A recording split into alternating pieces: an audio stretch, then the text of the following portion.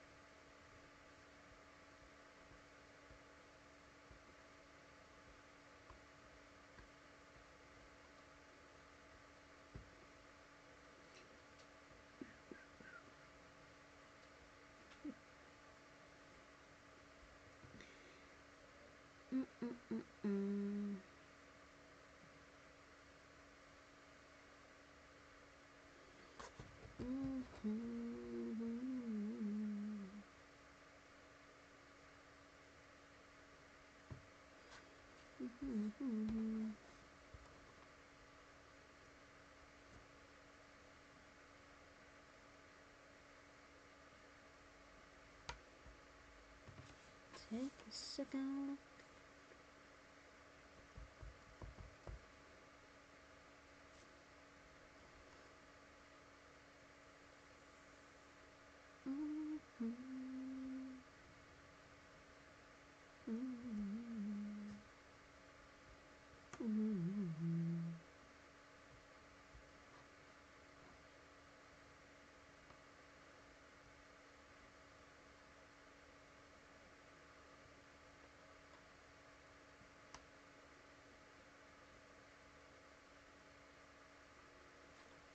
La da da da.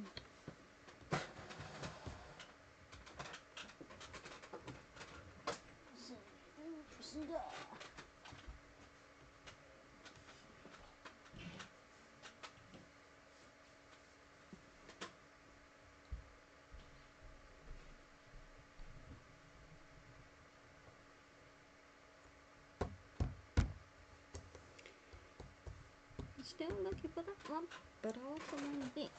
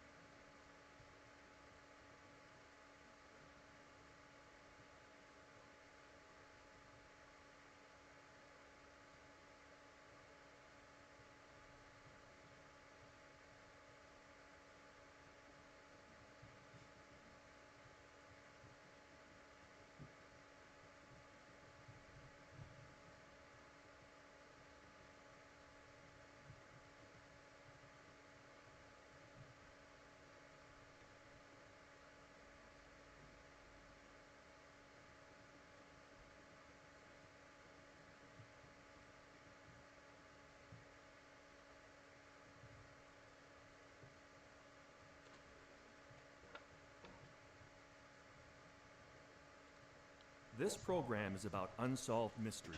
Whenever possible, the actual family members and police officials have participated in recreating the events. What you are about to see is not a news broadcast.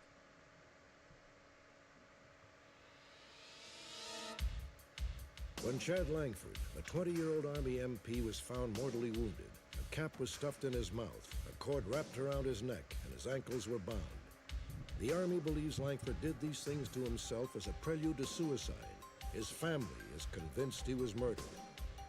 When Newell Sessions of Thermopolis, Wyoming, agreed to store an old footlocker for a friend, he got more than he bargained for: an unidentified human skeleton and a perplexing, unsolved mystery.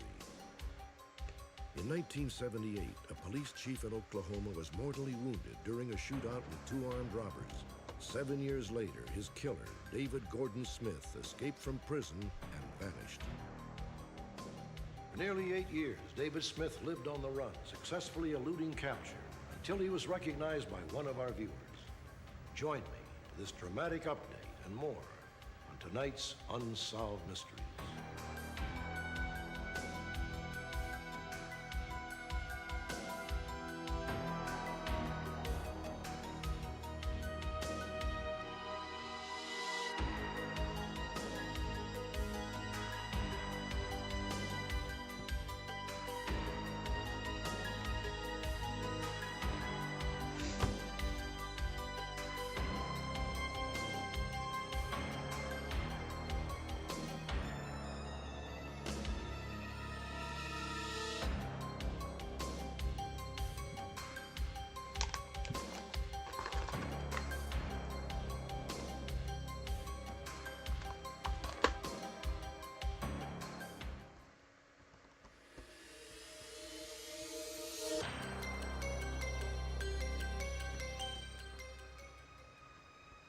March 12, 1992, 7:40 p.m. Along the deserted perimeter of Redstone Arsenal Army Base in Huntsville, Alabama, 20-year-old military policeman Chad Langford was completing what should have been a routine patrol.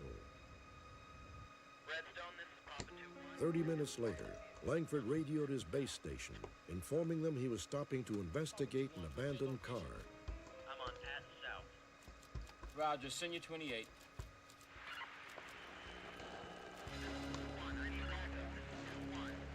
Papa 2-1, say again. 2-1, this is Redstone, say again. Get a unit. All available units proceed to South Patton Road, locate Papa 2-1. All gates locked down. Secure the post. Approximately 10 miles from MP headquarters, a backup officer found unsettling evidence that Langford was in jeopardy. Close to the entrance of a civilian recreation area that is part of the base, he found Langford's military ID tag, his armband, and his portable police radio. They had been deliberately arranged in the middle of the street. A quarter of a mile away, the patrolling officer made the discovery he had been dreading. Redstone, this is Papa Sierra. I've located Papa 2-1 at bunker 8745. Officer is down. I request ambulance and backup immediately.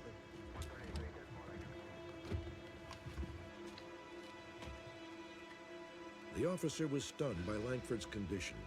The MP was bleeding from a head wound and breathing faintly. His cap had been stuffed into his mouth, and the cord from his radar unit had been wrapped around his neck.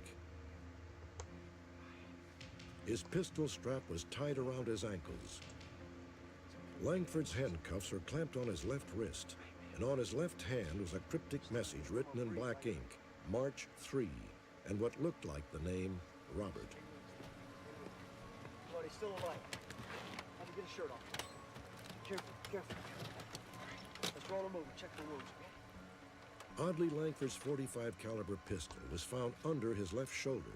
Get that out of here. Later examination would show 2 rounds had been fired, although it could not be determined whether one of them had hit Langford. Get an ambulance here ASAP.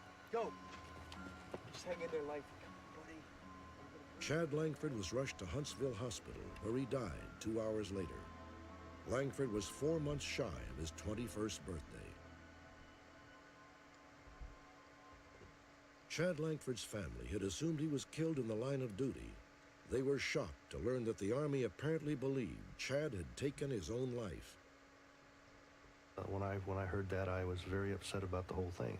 I know that my boy did not kill himself. There's no way. I feel that someone is covering something up here.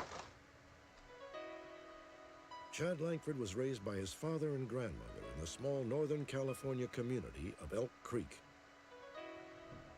Chad joined the Army right out of high school and soon found himself with U.S. forces stationed in South Korea. There he earned several good conduct medals. At the conclusion of that tour of duty, he joined the military police at Redstone Arsenal in Alabama. According to his family, Chad loved Army life and planned to re-enlist. However, early in 1992, Chad's attitude suddenly changed. In January, he called me and told me that he'd been asked to do some undercover work. He called me 3 or 4 different times, and each time he gave me a little bit about his still working undercover, and sounded quite frustrated sometimes. Hi, Dad. How you doing? Yeah, okay, I guess. Listen, remember what I told you a few weeks ago about my new assignment? Well, it's getting pretty intense. I had asked him just exactly what he was working on. He said, well, guns and drugs. And numerous times he told me, probably 2 or 3 times he told me that if he was found out that he was a dead man. I've been getting threats, phone calls and letters. No, I don't know who's sending them. I don't recognize his voice. I mean, it might be nothing, but I'm starting to get worried. I don't know what to do. That time I told him, I can't. told him, Chad, you gotta get out of this. For 2 weeks. And that he came back with, I can't get out of it. Knows what I'm doing. I can't get out of it, Dad. And I said, well, you gotta get out of it Yeah. if it's Listen, I gotta go. that I'm bad. on duty right now. Okay. I will. Give my love to Grandma. Bye. When Jim Langford urged his son to talk to his undercover superior, Chad said he would not be able to for another 14 days. But in 14 days, Chad Langford was found bleeding from a fatal bullet wound to the head. The Army's Criminal Investigation Division, or CID, reviewed Chad Langford's death for 4 months. Their report stated that Langford had not been involved in any undercover narcotics work. The CID finding echoed the Army's preliminary judgment. Chad Langford had taken his own life. The report included what the CID called a psychological autopsy, a post-mortem evaluation of mental health. It described Langford as having serious, lifelong emotional problems. The report that they sent me, the psychological autopsy they sent me, no, that's so far out of whack, it's unbelievable. I'm sorry, I just can't believe that, any of that. I mean, I raised the boy for 20 years. I know him better than that. And the military has psychologists out to talk to you or call you over the phone and talk to you for 10 minutes, and then they have the complete life story of everybody. And they're so far off base, it's unbelievable. The report claimed that a deterioration in Chad's relationship with his girlfriend had triggered his final suicidal depression. The CID report said that Chad committed suicide further distraught over my breaking up with him. But that wasn't true. I didn't break up with Chad. Chad broke up with me. In January of 1992, 6 weeks before his death, Chad had abruptly broken up with Roxanne. Man, I've got to make up my mind soon because after we get married. Roxanne, we need to talk. What? Listen. We're gonna have to put off getting married. I don't understand. I mean, why? It's my work. This new assignment has taken a lot of my time, and it just wouldn't be fair to you. I mean, you deserve to have a lot of my attention. You still love me, don't you? I'm involved in things you don't even understand. I can't even talk about them. But why? I mean, why do we have to break up? Is there another person? Is that it? That's it, isn't it? I No, don't there's no understand one why. else. Why do we have to break up? Can't you understand English? Just get out! I left I don't want to be with you anymore. in a rage, crying.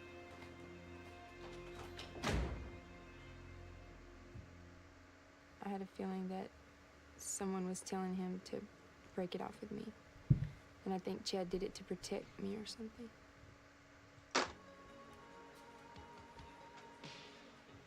Roxanne saw Chad for the last time, 5 days before his death, at the base nightclub. He seemed to have changed dramatically. Chad was dressed all in black, gang-style clothing. He now sported an earring and was hanging out with several rough-looking men Roxanne had not seen before. Langford's lifestyle changes tie in with another shocking CID allegation that he had been the mastermind of an aborted robbery plan targeting base PX funds. The CID report included interviews with 3 soldiers who identified Chad as the ringleader. One of you guys will have to shoot me. Shoot you? Yeah. But I'll be wearing a bulletproof vest. That way it'll look like I put up a fight. I'll probably have to fire off a couple of rounds so I don't look like a punk. All right. Now what about the other escort? Won't he be able to identify us? Well, I guess we'll just have to kill him. Unless we want witnesses. It seems very strange to me that somebody would come forward to the Criminal Investigation Division after someone was killed and said, yeah, we were planning on robbing a PX fan for X amount of $1,000. I just can't imagine anybody coming forward with that kind of information. It's really tough that he's not here now to be able to tell us what really happened. Now the plan is you'll be one of the escorts. You'll wear a bulletproof vest. Chad's father believes there is a legitimate explanation for any contact his son may have had with criminal elements on the base. Maybe they were trying to recruit him. Maybe this was right in his what he was doing with the informant or undercover work. Hours before his death, Chad left phone messages for several friends, but not for his family. The CID interpreted Chad's calls as goodbye messages to those he cared for most. When I got off work, my mother told me that there was a message on the machine from Chad that had been erased, but she heard it. It was him calling to say hi and how was I doing, was I taking care of myself, and that he would see me soon. Sorry I missed you. Give me a call. Bye. Didn't seem like a goodbye to me. Chad would have called me. I know he would have. He would have called me if something was to the point where, he was going to commit suicide. I know he would have. But he didn't call me, and he didn't call his grandmother. So there weren't goodbye calls, as far as I'm concerned. I mean, I know he would have called me. The psychological autopsy claimed that Chad Langford had a profound lack of self-esteem and was desperate to create a new image, even at the cost of his own life. According to the report, Chad felt that the glory eluding him in life would finally be his if he appeared to have died in a heroic last stand. Psychological autopsy more or less told us that he was doing this to make us feel good about him because we wanted him to shine, and he was doing this to please us, and that he wanted to go out in glory. So this is why he set this whole thing up. This is why he drove out there and handcuffed himself. He didn't want to just go out and go around the car and do away with yourself. He wanted to make it special. The official inquiry concluded that every aspect of Chad's death was methodically staged by Chad himself, from his accounts of undercover assignments to the peculiar circumstances of his shooting.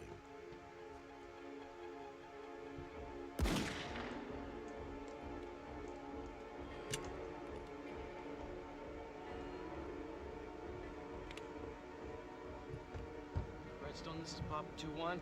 Have a stranded vehicle. I'm on Patton South. 2-1, what's your location? I'm on Patton South. Roger, send you 28. 2-1, say again. 1, this is Redstone, say again. All available units, proceed to South Patton Road and locate Papa 2-1. All gates locked down. Secure the post.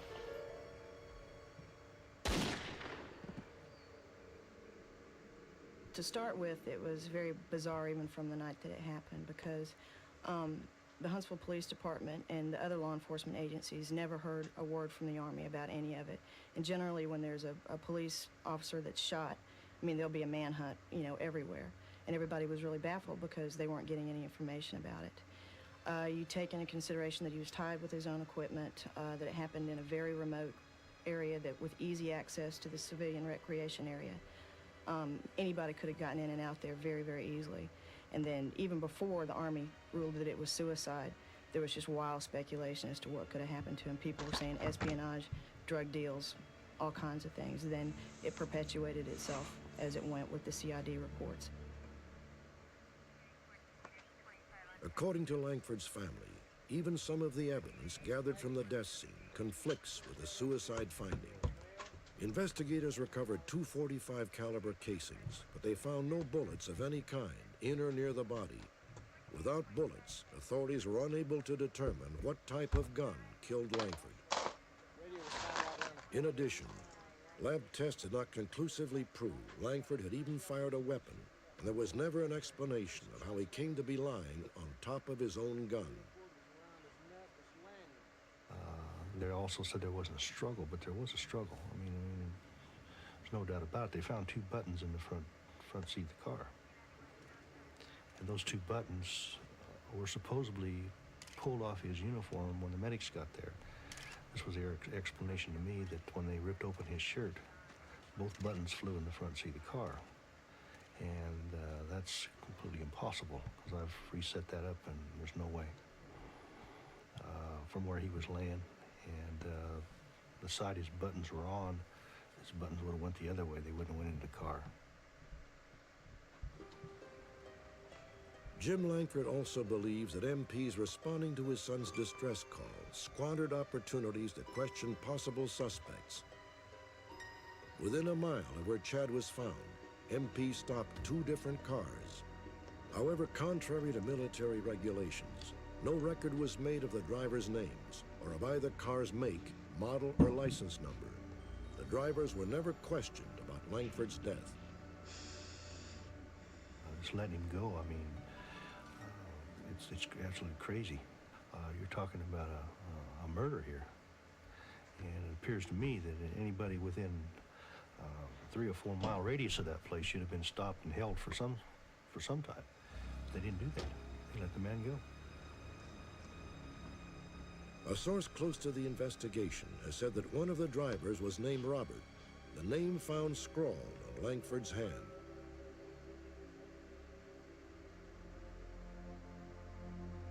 Those who believe Chad Langford was working undercover are convinced his sudden violent death was nothing less than murder.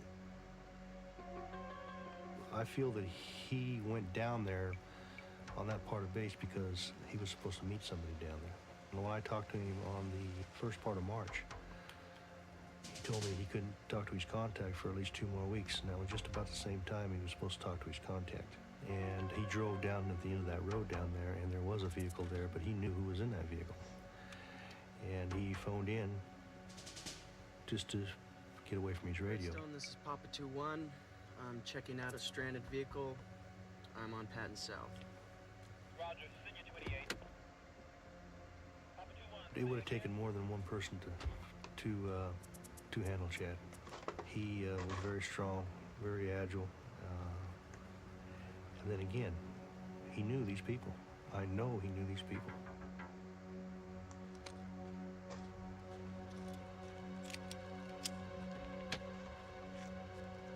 Redstone, this is Papa 2-1. I need backup now. This is Papa 2.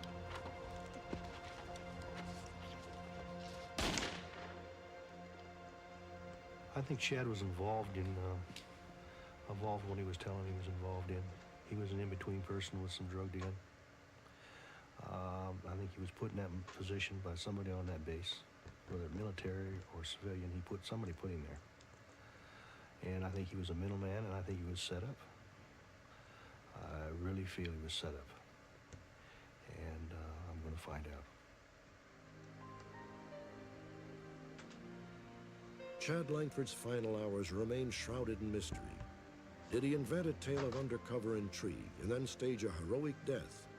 Or did Chad Langford truly die a hero, gunned down in the line of duty? Next, thanks to our viewers, a convicted killer has been captured nearly 8 years after he escaped from prison.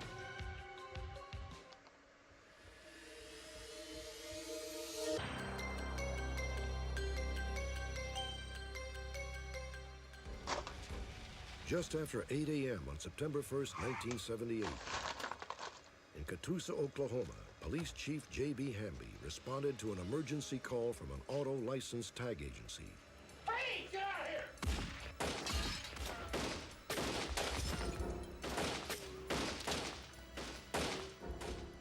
20 rounds ricocheted through the small store in a matter of seconds. One robber was killed, the other was hit twice, but somehow managed to escape.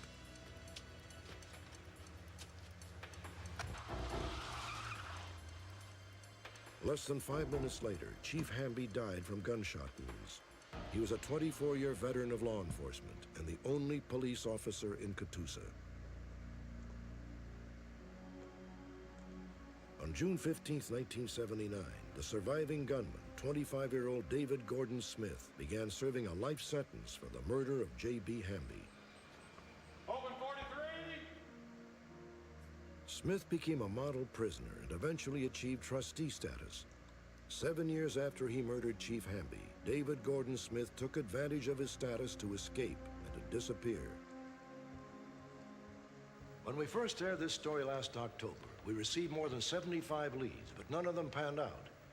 However, one thing we have learned on Unsolved Mysteries over the years is never to give up. The story aired again in March, and this time on a small South Dakota town the right viewer was watching. He called the local authorities, and they immediately contacted the FBI. One day following the airing of the David Gordon Smith case on Unsolved Mysteries, an anonymous tip was received giving us his location. He was working as a service manager at an automobile dealership in Spearfish, South Dakota. Agents of the FBI, local authorities in South Dakota went to his place of employment. He was arrested without incident, and he readily admitted his identity upon questioning. When David Gordon Smith is brought back to Oklahoma, he'll go immediately into our system.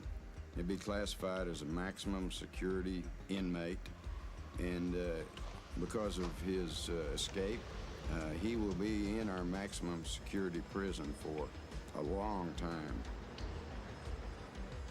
There's a tremendous amount of relief.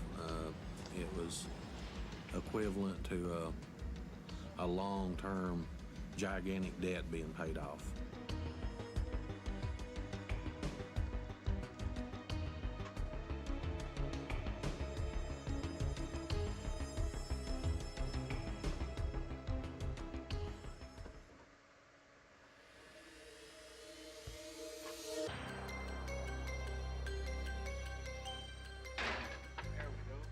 On February 9th, 1988, the owners of a storage facility in Northern California opened a locker on which the rent had not been paid.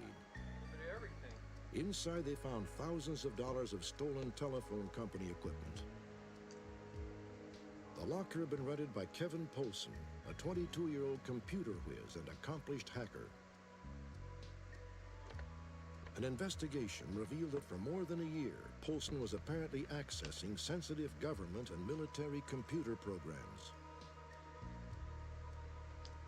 When authorities searched Polson's home, they found an unauthorized phone tapping device stolen from a Northern California phone company facility.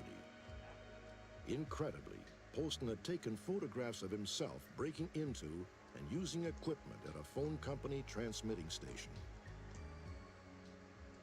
Among the items found inside Polson's rented storage locker were computer printouts containing classified military information and the unlisted telephone number of the Soviet embassy in San Francisco.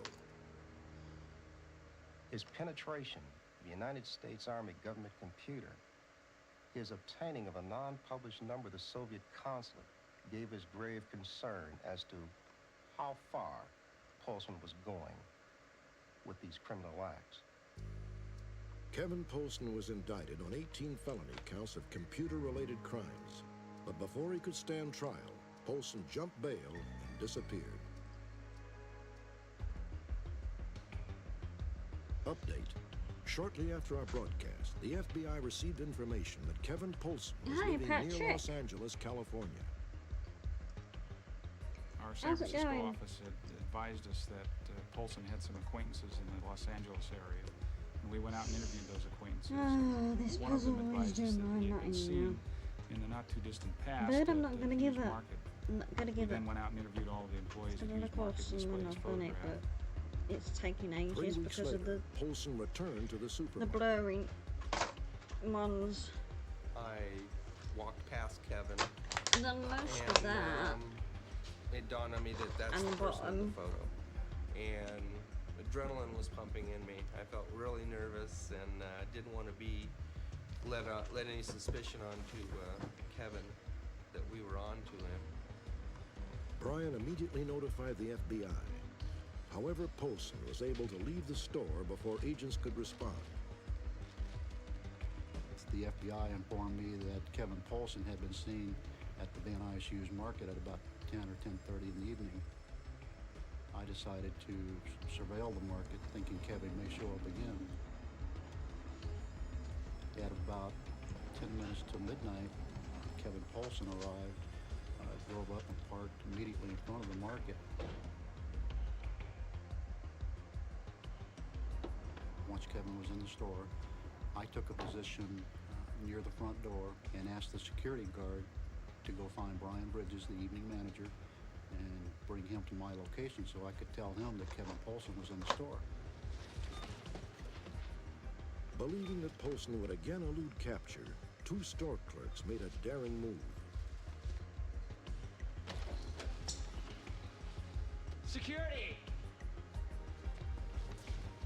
A security guard escorted Polson to a storeroom where he was held until FBI agents arrived and placed him under arrest. During the search of Mr. Polson, we found some handcuff keys in his eyeglass cases. During the time that he was in custody, he claimed that his contact lenses were drying out and he had asked for his eyeglass cases to be sent to him. So I'm assuming that he was looking for the handcuff keys.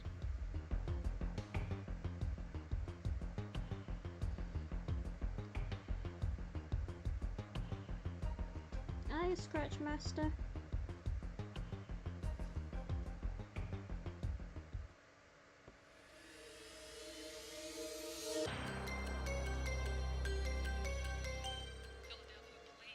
In a city as large as Philadelphia, police operators receive literally thousands of reports every day regarding possible criminal activity. Most of the calls are routine, but some are so unbelievable that even the most world-weary detectives can be taken by surprise. On September 10th, 1991, Detective Pat Brennan was stunned to receive not one, but 3 telephone calls from a convicted rapist named Julius Patterson. Those calls would launch one of the most bizarre and disturbing murder investigations the city has ever known. We'll find a body. Whose body? Out of the blue, Patterson confessed to a shocked Brennan that he and his girlfriend Paulette Height had killed 2 people, one in 1986 and the other in 1988. Patterson? And when did Paulette Height kill your sister? Incredibly, Patterson admitted that one of the victims was his own sister. He even revealed where her body could be found. A little bit more information from you. I'm going to need a date of birth, a social security number, where you're living. He was like a man on a mission. He was out to convince me and anyone else that would listen to him that what he had to say was real, and he was out to make the police act on it. With this urgency in his voice and the detail to what he was saying to us, just made me feel that everything he was saying was the truth and would be founded. Detectives were immediately dispatched to the address Patterson had given. Yeah? Hi, ma'am. I'm sorry to bother you. We're from the police department. The current resident had lived there for several months and had a difficult time believing there might be a body in the basement. How do you know he was telling the truth? Well, we have to check it out, ma'am. It's probably just a crying fool, hopefully. You don't want to be here all night. Are you sure this is the right house? Yes, it is. Patterson had told detectives to look for a discolored patch of cement. What are you gonna do if you find anything? We probably won't. At the foot of the steps, under an old tattered carpet, they found an area which fit the description. But it remained to be seen what, if anything, might be buried beneath the floor. At almost that same moment, Detective Brennan received another call from Julius Patterson. Earlier, he had said that his girlfriend, Paulette Height, could be found at a motel in New Jersey. A couple into Jersey. And I need you to come in and give us a statement. Now he was demanding to know if she had been arrested. Once I confirmed for him that detectives were at the crime scene and that there were detectives en route to South Jersey, he stated he would call back. He hung up the phone and he never called back. Using sledgehammers and shovels, the anxious investigators began to excavate. Soon their worst fears were confirmed. Yeah. Thank you. Get a body. Julius Patterson had been telling the truth. Let me get a shot. Yeah, we're gonna get you. How about a scale? Julius Patterson has to be the worst type of person possible. For somebody to want to kill your sister, it's just mind-boggling. Like I said, I've never seen that in my entire police career. Something that tragic, especially. Police soon learned that from 1984 to 1986, Julius Patterson, Paulette Height, and Julius's sister Jessie had lived together in the house. Other members of the Patterson family confirmed that Jessie had mysteriously vanished in July of 1986.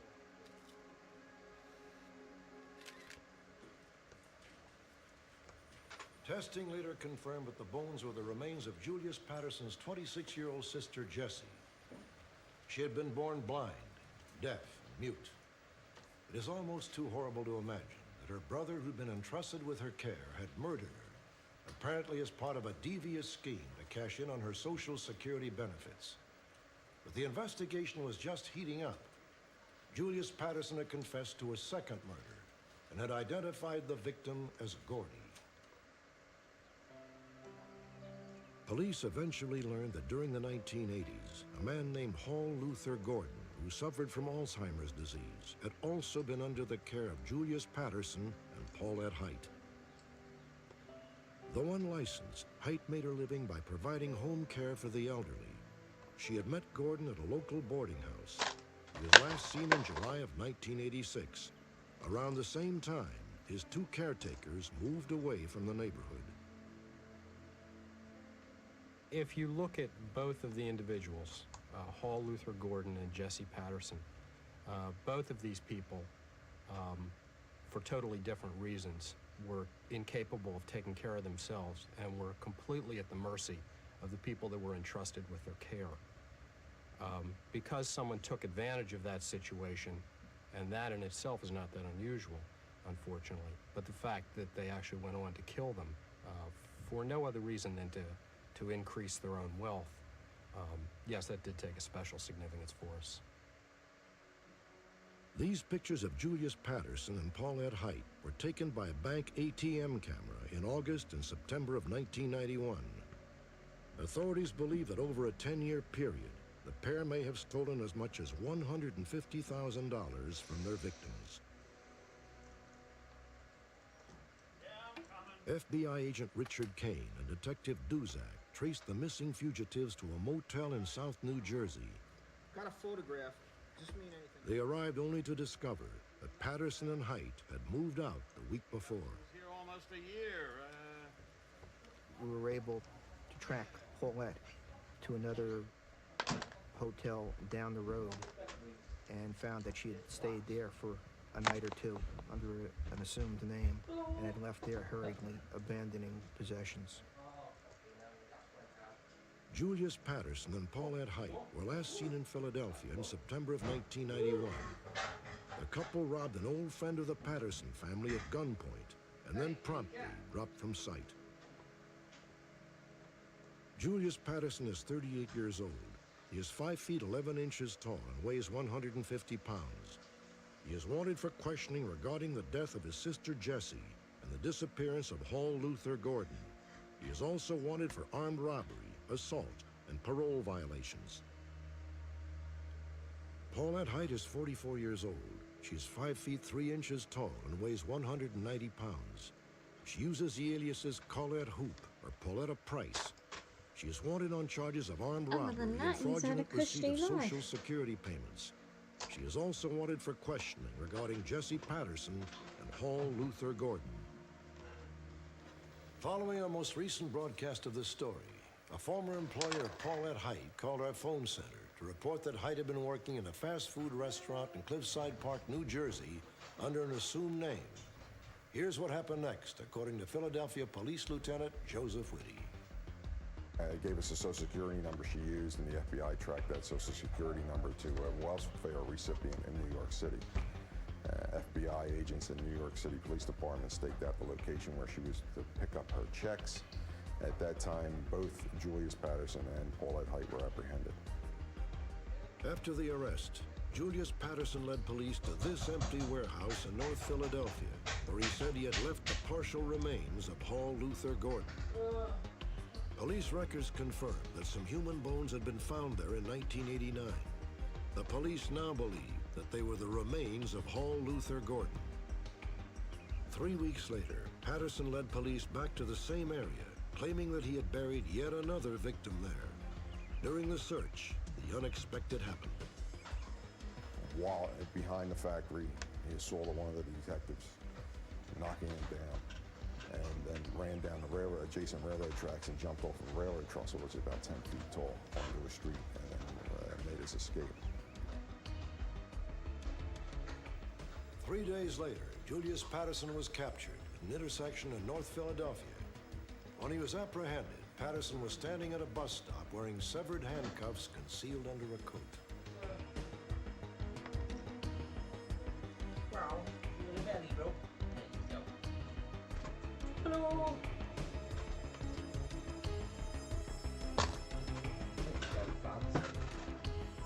Right, pain in the arse. I'm well fitted. Mysteries! Sometimes from the most unlikely elements comes a tantalizing mystery, and confirmation that the truth is stranger than fiction. The mystery might start, say, with this broken-down footlocker. Who can guess what the old trunk might contain, or where it might lead? Perhaps to a small town in Wyoming called Thermopolis. In 1986, a longtime resident, whom we will call Gabby, moved away from Thermopolis. He left some of his belongings, including the old locked trunk in a shed.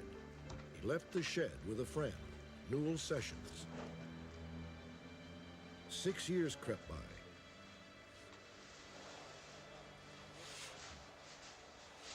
Finally, Newell couldn't stand the suspense another minute. Let's just see what's in here. No telling what we'll find. No doubt if we find much in it. Uh-oh. My goodness, that's a skeleton. It's human. Gee, what do you think about that? It's been in there a long time. Nobody could believe that we had uncovered a human skeleton. And there wasn't too much said at that time. I think it was my wife asked me what we was going to do with it. I said, I think that the best thing we could do with it would be to take it out here and dig a hole and give it a proper burial.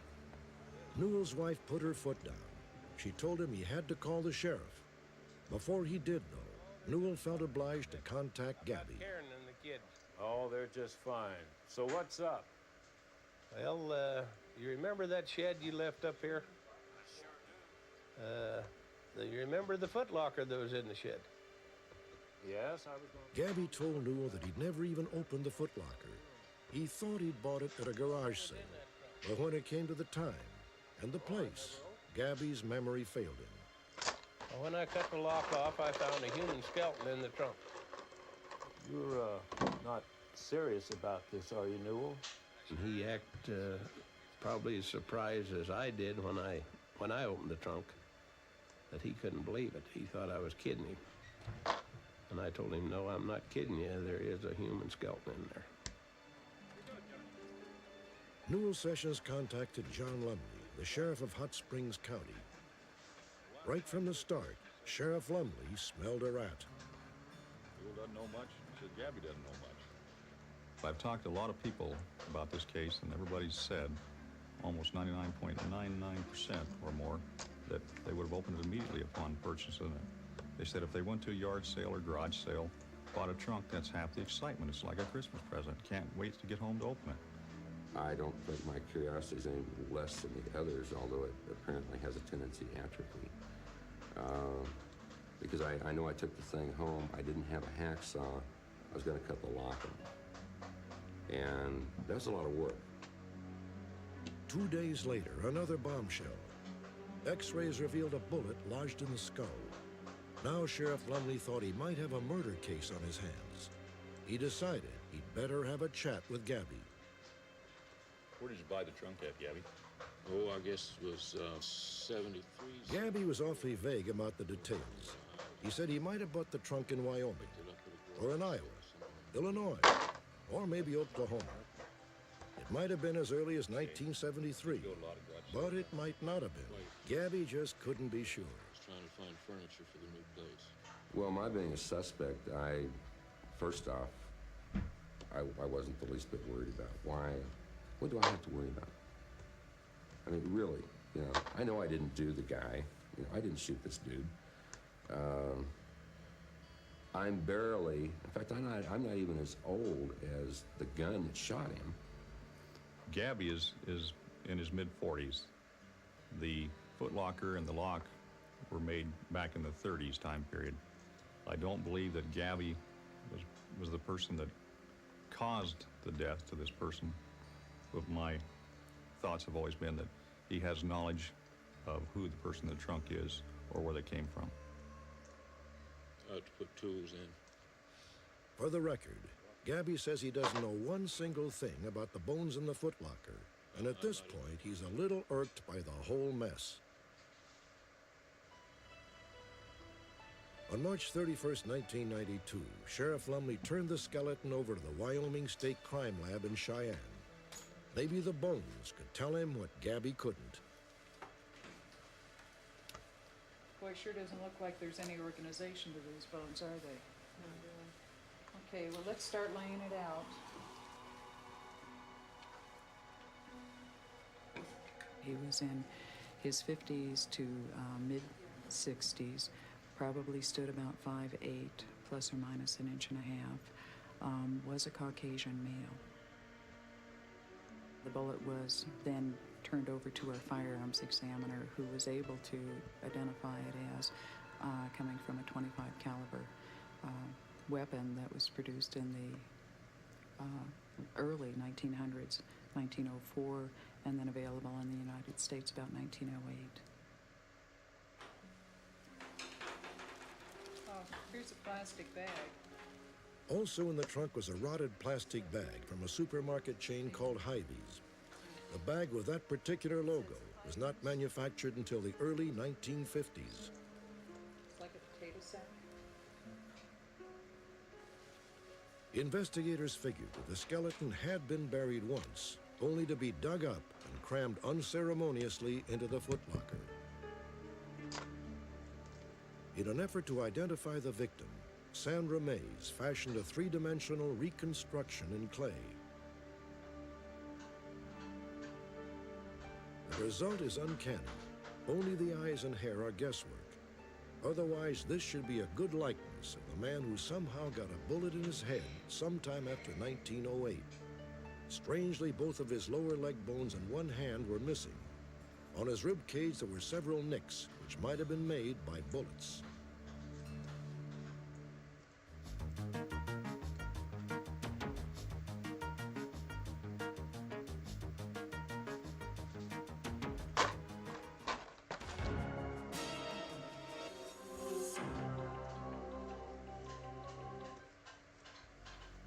For every mystery, there is someone, somewhere who knows the truth. Join me next week for another edition of Unsolved Mysteries.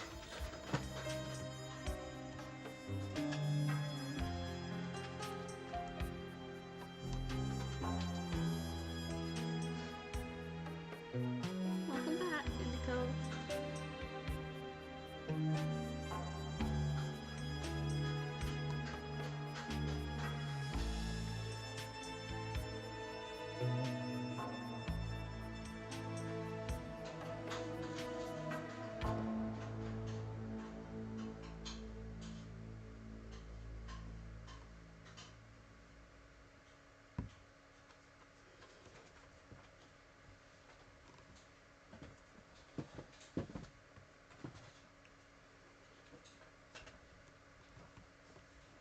This program is about unsolved mysteries.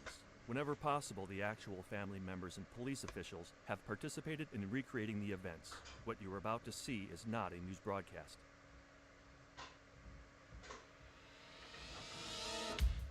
When investigative reporter Dan Casolaro was found dead in a West Virginia hotel room, his wrists had been slashed 12 times and his confidential papers were missing. Local police ruled his death a suicide, but Casolaro's family and friends are convinced he was murdered because he had accumulated compelling evidence of widespread government corruption. In Fort Lauderdale, Florida, a single mother and her daughter are found dead in their home. A neighbor, John Purvis, is convicted of murder and sentenced to life in prison. With the help of Unsolved Mysteries, Purvis is now a free man, and 2 other men are behind bars awaiting trial on charges of first-degree murder. Also, the authorities need your help. They want to identify and capture a man who attacked an elderly couple while they were on vacation. Join me. Perhaps you hold a crucial clue that will solve one of tonight's unsolved mysteries.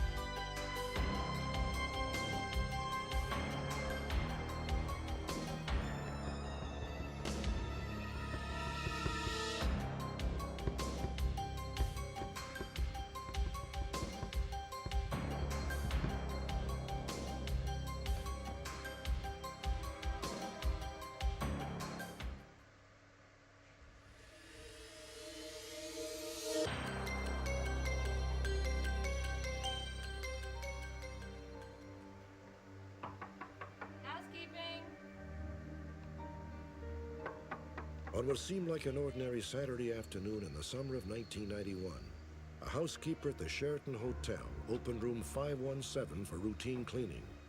Nothing could prepare her for what she found inside.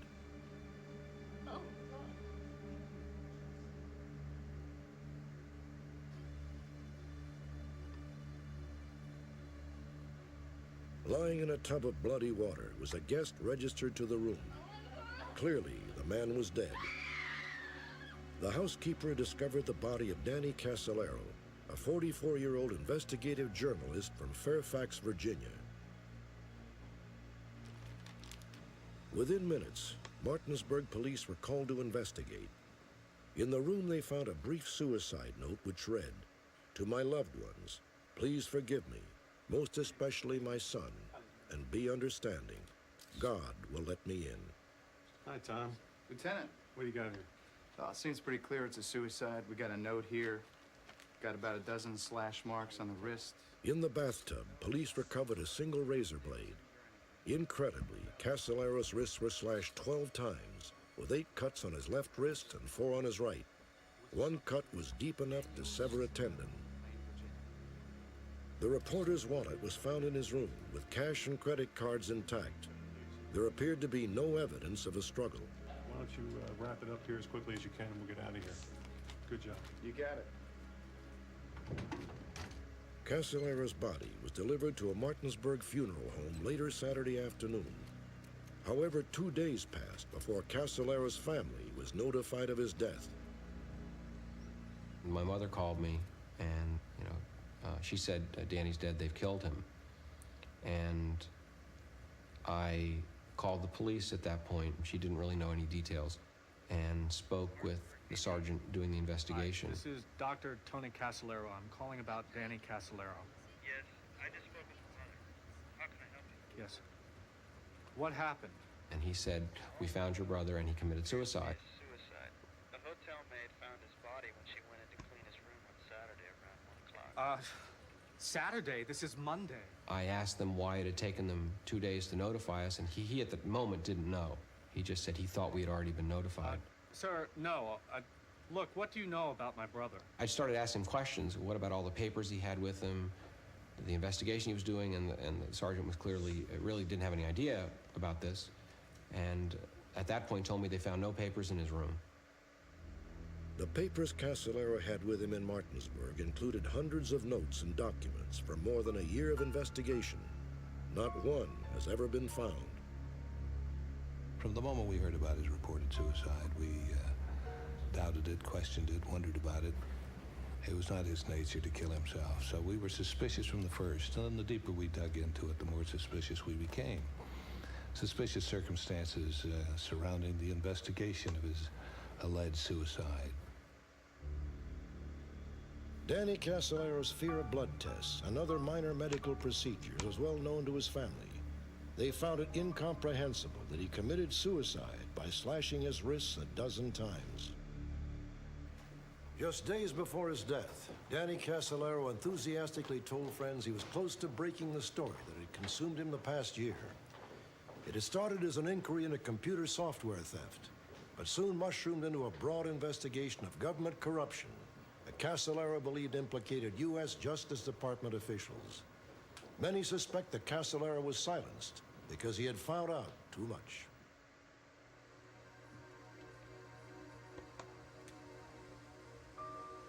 Danny Casolaro's strange odyssey began when he interviewed Bill and Nancy Hamilton, the owners of a computer software company called Inslaw. First of all, when was the Promise software developed and what was it for? Well, there's a big need for this kind of software. The Hamiltons had developed a powerful program called Promise that they claimed revolutionized information management by law enforcement agencies. In 1980, the U.S. Justice Department purchased the Inslaw software to handle their millions of case files. Initially, the program earned high praise and handsome returns for Inslaw. Then the climate at Justice suddenly changed. What we'll do first is bring up a menu. At the beginning of the second year of the 3-year contract, the Justice Department began to withhold payments from Inslaw. And they withheld $2 million from Inslaw, drove Inslaw into Chapter 11 bankruptcy. The Hamiltons then discovered that the Canadian government had acquired their software, despite the fact that Inslaw had never sold the program to Canada. What sort of funny things started happening? The Hamiltons told Casolaro that they were mystified by illegal sales of their software until they spoke to a man named Michael Riconosciuto. He claimed to have worked for the CIA on numerous top-secret projects. Riconosciuto agreed to talk to unsolved mysteries about the unauthorized use of Inslaw's software by clandestine agencies. Well, the parties that were involved in the distribution of this software were involved in covert operations. And they were involved in Nicaragua and Central America, and they were involved in operations in the Middle East. And yes, I have direct knowledge of funds from the sale of this product being used to finance those operations. As early as August of 1989, the brewing Inslaw scandal had drawn the attention of Congress, and the House Judiciary Committee opened a formal inquest. The report describes the committee's investigation into serious allegations that high-level Department of Justice officials were involved in a criminal conspiracy to force Inslaw, a small computer company, out of business, stealing... Michael Riconosciuto began telling his story to committee investigators. Within a week of submitting his sworn affidavit to the committee, Riconosciuto was arrested on drug charges by agents of the Justice Department. He is currently being held in federal custody in Chicago, Illinois. Committee will reconvene. While the drug conviction taints Riconosciuto's credibility, the committee also heard from a witness with impeccable credentials, Elliot Richardson. Now legal counsel for the Hamiltons, Richardson was Attorney General under Richard Nixon. In 1973, Richardson had resigned rather than participate in the Watergate cover-up. There is simply too much to be ignored. In the case of Inslaw, there's a spreading radius of circumstantial evidence which, at its outer reaches, entails a far more sinister kind of conspiracy than anything revealed in Watergate.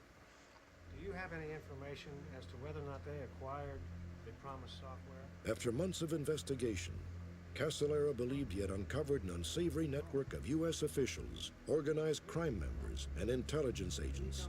He called it the Octopus. System, or is that being used by their intelligence operations? Casolaro claimed the Octopus was at the root of not only the Inslaw affair, but the Iran-Contra scandal, BCCI, BNL, and even the now largely discredited October Surprise. In short, just about every major scandal of the 1980s. You have pretty direct connections with some of the underworld crime figures now. The deeper Casolaro went in search of the Octopus, the more he found himself on intimate terms with shadowy characters.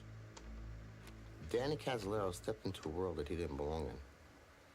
The type of people that he became involved with lie just as a matter of course. I think after a while, some don't even know what the real truth is. They lie, they cheat. There are people who've been involved in numerous murders, dealing drugs, dealing arms.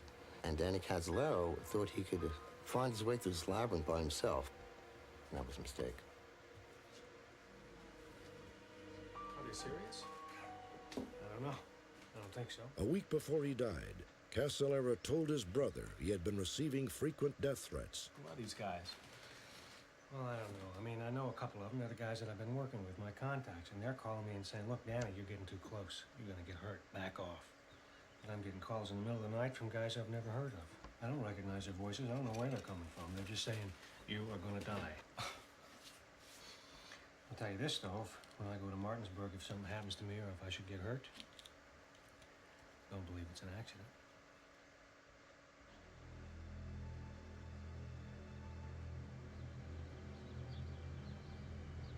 With briefcases full of notes and documents, Casolaro arrived in Martinsburg to meet with several informants and conclude his investigation.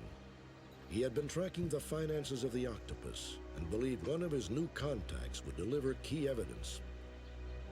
Danny had a source there inside the IRS's computer data center that was giving him hard copy printouts of IRS information on certain specific targets that Danny was after. William Turner? You are? Danny Casolaro?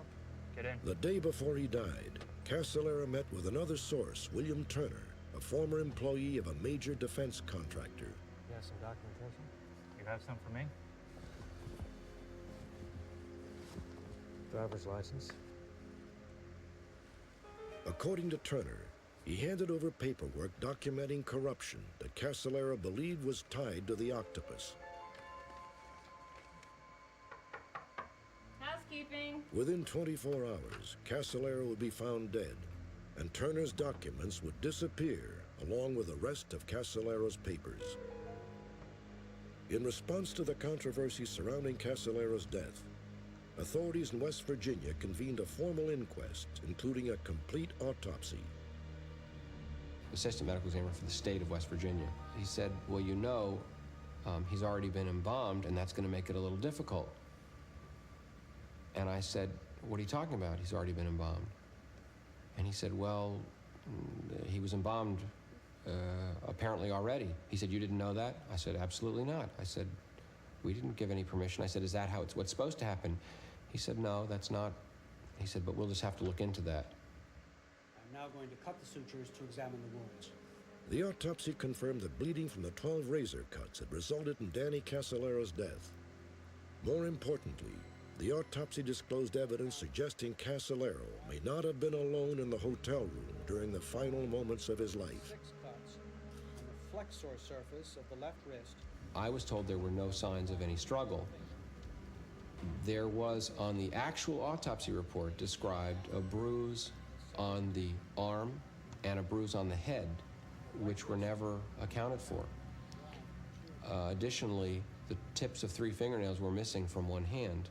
You know, the other things, the embalming, the whatever, you think, well, you know, things can happen and just accept things. But this, they did not tell us the truth. He had bruises on him. Casallero's hotel room had been cleaned the day after his death by a professional cleaning crew, and the workers inadvertently discarded important evidence. The previous day, minutes after Casallero's body had been found, one of the Sheraton housekeepers noticed 2 bloody towels in the bathroom. They appeared to have been used to wipe blood off the bathroom floor. The question of who tried to clean up the floor with the towels has never been addressed by West Virginia authorities. The police reports of the investigation are certainly not professional. Fingerprints get lost, messed up. They drained the tub without a strainer. Sloppy work. What were the towels doing underneath the sink? The police did not check them. Police have a rule in this country, and government people have a rule. When they screw up, they cover up. Sad but true. Do I think they covered up here? Yes, I do. There is enough evidence that he was murdered so that there should have been a much more intensive investigation than there has been. I don't know enough to know for sure, but all that I do know makes me believe that it was more likely that he was murdered than that he committed suicide. Our brother Danny Casalero has gone to his rest in the peace of Christ, with faith and hope in eternal life. Even Casallero's funeral was clouded by mystery. As the ceremony was drawing to a close, a highly decorated military officer arrived in a limousine. It was really unusual because I noticed this tall, stoic-looking black man in full military dress standing there with this, like, plainclothes type of guy. Just before the casket was lowered into the ground, the military man carefully placed a medal on the casket lid.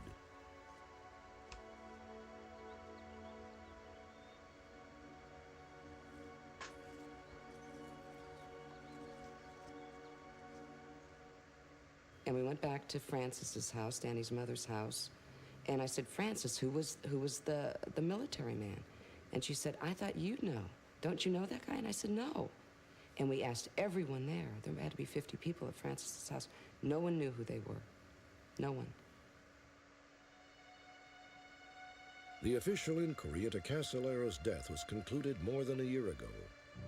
However, Casallero's clothing, wallet, suicide note, and other personal items have been retained with no explanation by the investigators.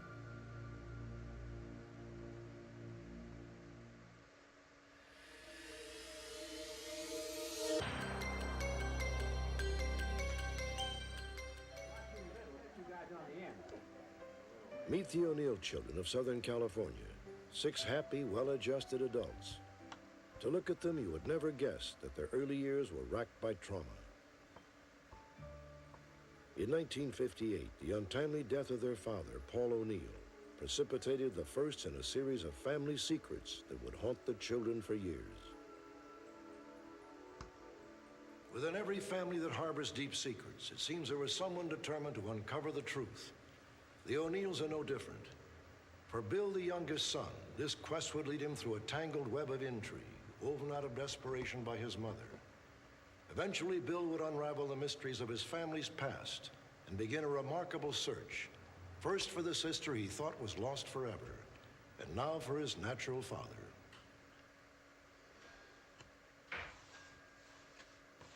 Bill O'Neill's personal odyssey began in adolescence. Throughout his childhood, he was plagued by a nagging, inexplicable loneliness. I was pretty to myself as a kid. I mean, I didn't have like a great deal of friends or anything like that. Pretty much just sat in front of the TV a lot of the time. I was told from the earliest that I can remember that Hugh O'Neill was my father, and I was the last child born by him before he passed away. I felt it inside, though, about feeling a little bit different. You know, with the other kids growing up, I was the only one with hazel eyes, and everybody else had these bright blue eyes. My skin was more like an olive skin, where they were fairer skinned.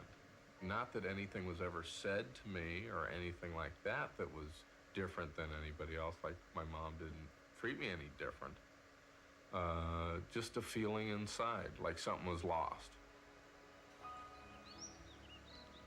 Years passed. The O'Neill children grew up and started their own families. In 1983, Bill's older brother, Tim, journeyed to Chicago with his wife and child to visit his father's gravesite for the first time. Hugh. That's his middle name, but Mom always called him Paul. When we got there, we found that the date of death on my father was December 20th of 1958, which made it impossible for Bill to be one of his children. Tim was bewildered by the indisputable fact that his father had died 2 full years before his brother Bill was born. When he returned to California, Tim went to see the only person who could sort out the baffling discrepancy. I went to my mother's house, and she had told me that she didn't want Bill to know about this or anybody else in the family to know about it, and that she would basically take it to her grave. She didn't want anybody in the family to know about the dates and what had transpired years ago. Against his better judgment, Tim respected his mother's wishes and kept her secret to himself. I was in the neighborhood, so I thought I'd drop by. But by 1986, Tim had decided to tell his brother the truth. He was stunned to discover that Bill had always suspected. What happened with you and Mom anyway? I mean, I can't even mention your name without her getting upset. Yeah, well, that's because you don't know about the O'Neill secret. What are you talking about? It's nothing. No, tell me. Ask her. No, I'm asking you. I knew what he was going to say. I had the feeling already inside. Is it that I have a different father than you guys? Yeah. Just had a feeling. I felt like all the years that I had been feeling the way I felt was sort of just all confirmed. And now where do I go from here? I remember just going into sort of like a shock mode, though. You know, I'm feeling real empty. Later on that night, when I confronted my mother, she didn't deny it or anything like that. She asked me how I had found out, but she did not deny it, and it went real well. I mean, I didn't have any kind of animosities towards her at all. Bill's mother told him that she had met Paul O'Neill in 1953. He was 29, she was only 20. It was love at first sight, and by the next summer, they were married. Over the next 4 years, Paul and Lynn had 3 children and bought a house on Chicago's South Side. Their happiness, however, would not last. Paul O'Neill was a World War II veteran and suffered from a chronic kidney ailment. Oh, honey, here's Daddy. By November of 1958, Lynn was 8 months pregnant with her 4th child. And Paul was spending most of his time in Chicago's VA hospital. Hi. How you doing? Oh, getting by. On one visit, Lynn O'Neill met another veteran named Jim Burke, who was a good friend of Paul's. So this must be the beautiful lady you've been keeping from me.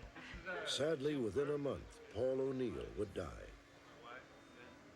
Nice meeting you.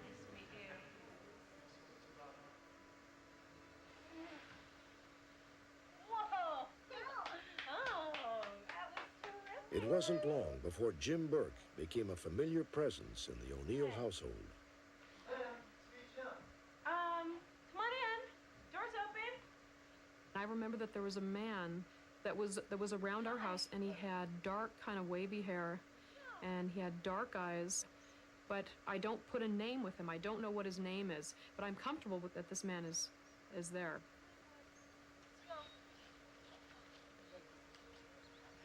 During the summer of 1959, Jim Burke moved to Southern California. Lynn and her children soon followed. A year later, in September of 1960, Lynn gave birth to Bill. The next year, Lynn became pregnant again, but her relationship with Jim Burke had begun to deteriorate. By the time the child, a daughter named Peggy, was born, Jim was completely out of the picture.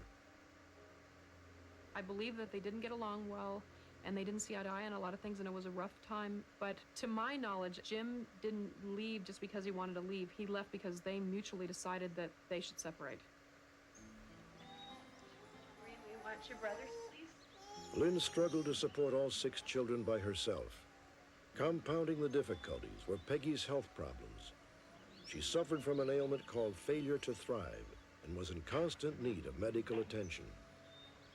When Peggy was 11 months old, Lynn told the other children that she was sending her to the hospital, but Peggy would never come home. All of a sudden, one day, she said she took her to the doctor and that they were going to keep her for a while to observe her or something like that, so we just all accepted it. And then later on, we were told that she had passed away. In 1990, Bill's mother, Lynn, revealed another shocking family secret. Her youngest daughter, Peggy, had not died. She had been given away. I need to talk to you, Bill. I need to tell you something. Sure. What is it? Remember us talking about your little baby sister, Peggy? At Peggy's request, her adoptive parents had contacted Lynn, who now felt compelled to tell Bill the entire story. Why? Well, she's alive, and she wants to meet you.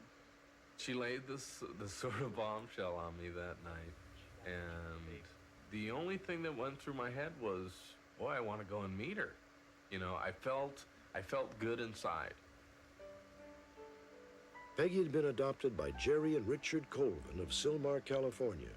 They named her Karen and raised her in a stable and loving home. I got her adoptive parents' phone number from my mom because I wanted to find out, like, you know, what was she like? What did she do growing up? Different things like that, because I wanted to, because we had already set up a meeting to meet like a week and a half or so later, but I couldn't wait till then. With mounting anticipation, Bill called Peggy's parents. He never expected his sister to answer the phone. I was calling her parents just to talk to her parents and get a little insight on her. So when she answered the phone and told me, "Hi, this is Karen, your sister," I just went, I'm not ready for you. I'm not ready to talk to you. I don't know what to say to you. That's exactly what I said to her. I think it was, I don't know. I just finally put a voice to a person. You know, I finally made the connection that this person really does exist. She was Santa Claus.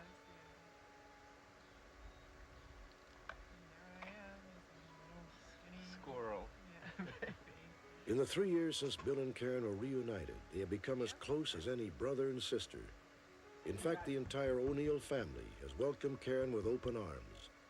But now she and Bill have set their sights on one final goal, finding their natural father, Jim Burke. It just seems like a piece of the jigsaw puzzle that needs to be put into place.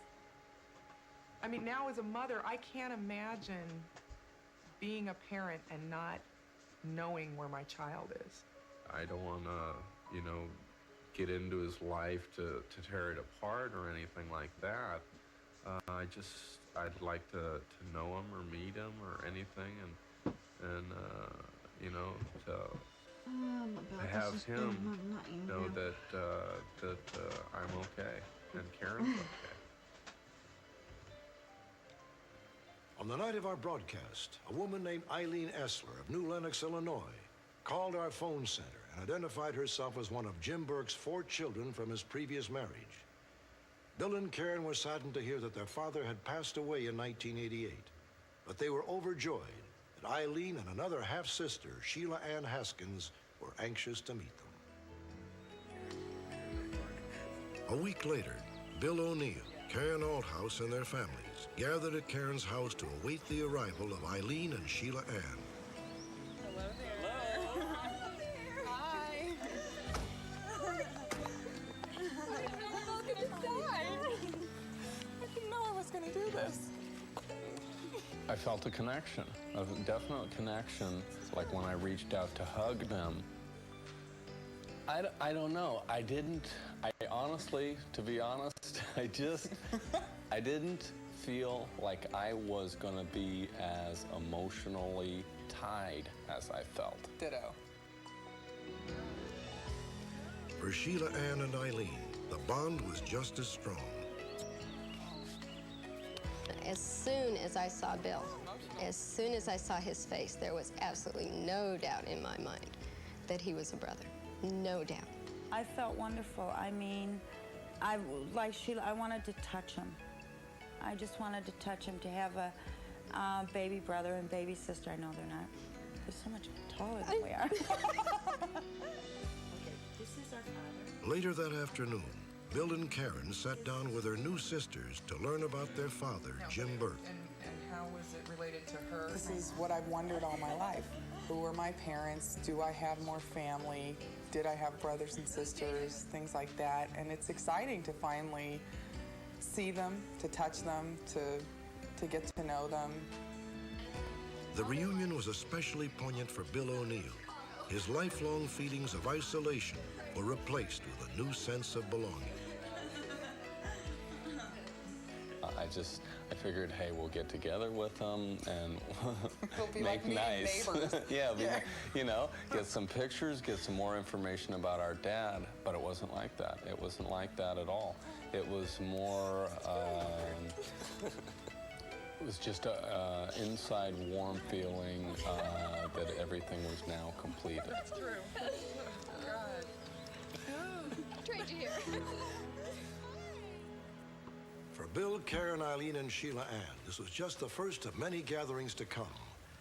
Bill and Karen have since met one of their half-brothers, and next March they hope to meet another at a family wedding in Illinois. Also in attendance will be a grandmother, an aunt, and 12 cousins. When we return, a cold-blooded killer strikes at a scenic rest stop in the Canadian wilderness.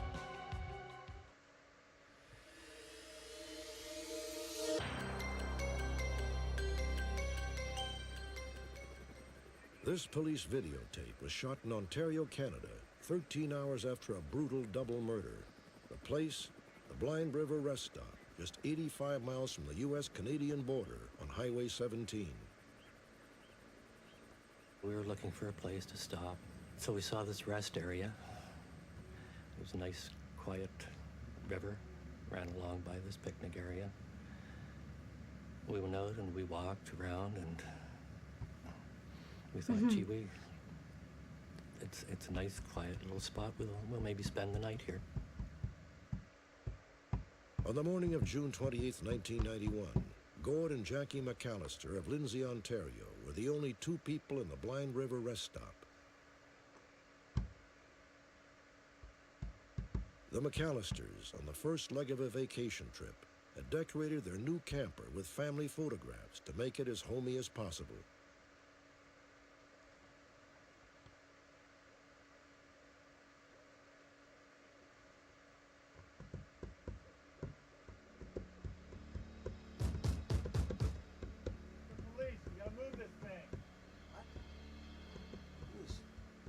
We both got up, and this guy was still banging on the side of it and saying that he was a police officer and he wanted us to open the door. You should be all right here, huh?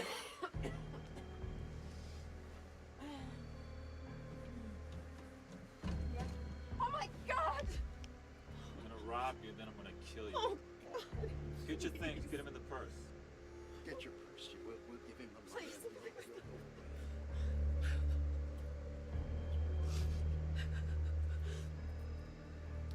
Do you want my ring? Anything that's valuable, put it in there. Please don't burn this. We won't tell anybody. Be calm. Oh, Pick it up. Please.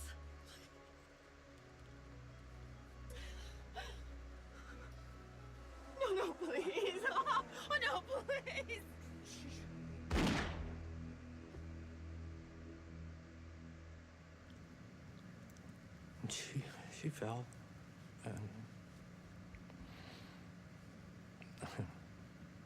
I made a leap to get out.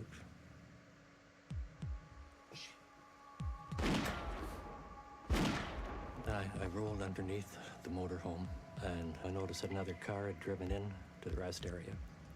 And this guy got out and was standing beside the car.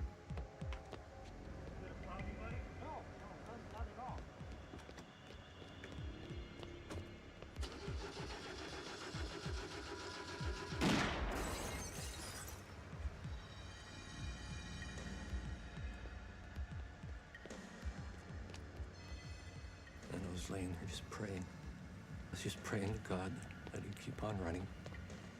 And he did.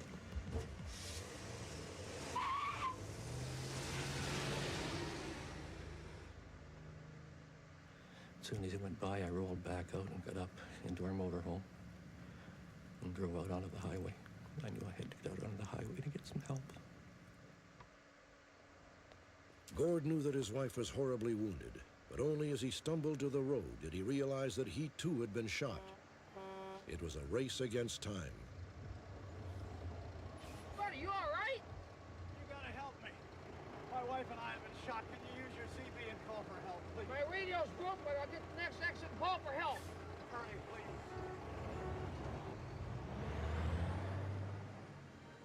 Help did come, but it was too late. Gord's wife, Jackie, was already dead. We would have been married 39 years in September of '91. I didn't care whether I lived or died. I honestly didn't care. I thought my life was over.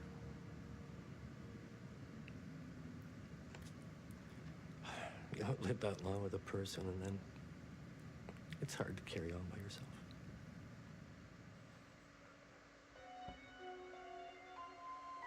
The gunman's other victim, Brian Major, also died at the scene, less than half an hour's drive from his home. Brian Major was 29 years old. He left behind a wife and a young son. 5 days after the murders, Ontario papers published a police artist's drawing of the gunman based on Gord McAllister's description. Shortly thereafter, a witness came forward. The witness said that a few minutes after 1 a.m. on the night of the murders, a blue late-model van peeled out of the Blind River rest area and headed straight toward his car. The van continued dead east toward Sudbury, Ontario. The witness timing of what he saw and the account of Gord McAllister certainly leads me to believe that either that van was the suspect's van, or it was perhaps somebody in the rest area that had seen something that they had left quickly.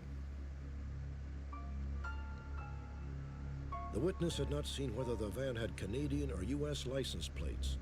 Police checked out more than 3,500 blue vans on both sides of the border. Nothing. The fortunate situation here is that we do have a survivor.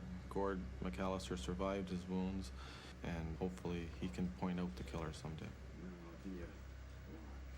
After Gord looked through hundreds of mugshots to no avail, the police turned to a sophisticated new technology, hoping to improve on the original rough sketch of the killer. That's close. That's close. No. For 5 long hours, Gord painstakingly matched features from the computer's files against his indelible memories. No. No. Slowly but inexorably, the face of his wife's killer emerged.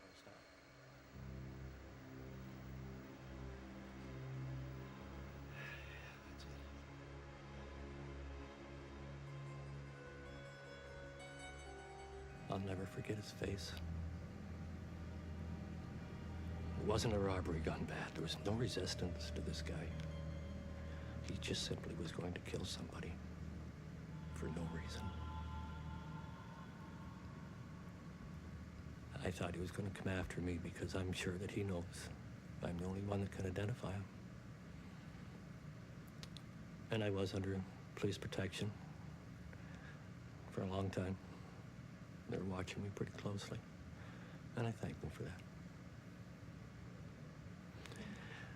But I'm at the point now, and then I was even at the point then where I didn't care if he came after me. Maybe if he killed me, then maybe he'd get caught this time. The murder of Jackie McAllister and Brian Major is believed to be approximately 30 years old, about 5 feet 10 inches tall, with a slight build. He has long, stringy blonde hair and a receding hairline. Next, a man wrongfully accused of murder is set free, thanks in part to unsolved mysteries.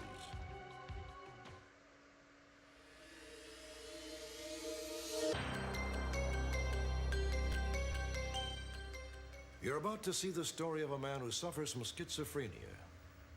Nearly a decade ago, he became the victim of the judicial system, unjustly accused of a heinous crime and imprisoned, while the real perpetrators walked the streets scot-free. On November 8, 1983, police in Fort Lauderdale, Florida, converged on the home of Susan Hamley. They were responding to a frantic call from one of Susan's friends, who said Susan had not answered her phone for days. Susan was 38 years old, divorced, and the mother of an 18-month-old daughter, Shane. Susan Hamley was found dead on her kitchen floor. She had been sexually molested, strangled with a telephone cord, and finally stabbed through the heart with a carving knife. Susan had been dead for several days, during which time a second, nearly unspeakable tragedy had occurred. Susan's daughter, Shane, had died from dehydration. Police recovered two crucial pieces of evidence at the scene: a bloody carving knife with no fingerprints on it, and red human hair. Statement? What kind of statement? The next day, detectives canvassed Susan's neighborhood. 2 doors away, they questioned 66-year-old Emma Jo Bartlett and her 42-year-old red-haired son, John Purvis. Well, I knew her a little bit. Oh, good. Would you like to come down to the station and give us a statement? Well, if my mama can come with me. Fresh eyes. Would you come with me, Mama? Chad, you know what?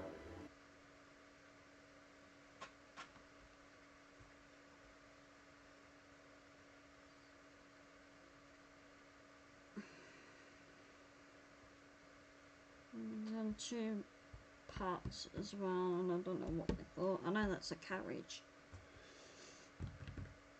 But anyway. I'll be live later on, and we'll be probably have another few games to play, so I shall see you guys later on. Take care, everybody. See you later. Bye.